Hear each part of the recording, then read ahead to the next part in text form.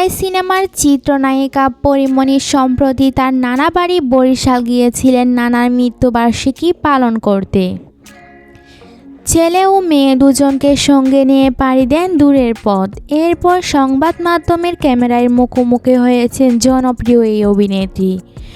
বলেছেন জীবনের নানা বাঁকের কথা। সেই সাক্ষাৎকারে কঠিন প্রশ্নের উত্তর দিতে গিয়ে হাসিতে লুটিয়ে পড়তেও দেখা গিয়েছে তাকে। 10 বছরের চলচ্চিত্র জীবনে পরীমণির প্রেম আর বিয়ে নিয়ে হয়েছে তুমুল আলোচনা এবং সমালোচনা। প্রেমের সম্পর্কের বিষয়ে বেশ খোলামেলা কথা বলেছেন তিনি। ভালোবাসে চিত্রনায়ক শরীফুল রাজকে বিয়ে করেন পরী। সে বিয়েও টেকেনি। এর আগে একাধিক বিয়ের জন্য খবরের শিরোনামে হয়েছেন পরীমণি। এই তারকা বললেন, আমার নায়কদের সঙ্গে প্রেম হয় না, বিয়ে বাচ্চা টাচ্চা হয়ে শেষ। এখন প্রেম করার সময় নেই পরীমণির। কথা প্রসঙ্গে এমনটাও জানালেন তিনি।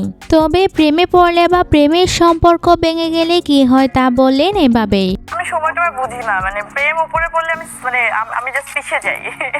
প্রেম ভেঙে গেলে তা নিয়ে পড়ে আমার অবশ্য অনুশোচনাও হয় না। প্রেমের সঠিক ভুল এটাও বুঝি না। আমার কাছে জীবনটা আসলে এমন একটা জার্নি। আমরা যদি জেনে যেতাম কি হবে, কেমন হবে, কবে হবে, কোথায় যাব, কি করব, যাই ভাবি সেরকম কিছু কি হয় না তো। তাই সব কিছু মিলিয়েই আমার জীবন।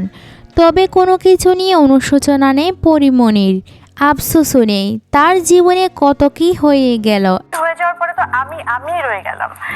আমি তো আসলে মরে যাইনি, আমার তো পাগল টাগল হয়ে যাওয়ার কথা ছিল। সবাই আমাকে এত স্ট্রং বলে, আমি আসলে জীবনকে অনেক সহজ করে দেখি বললেন তিনি। প্রাক্তন প্রেমিকদের বিষয়ে পরী বলেন, কাজ করতে গিয়ে কিংবা পথ চলতে দেখা হয় সাবেকদের সঙ্গে।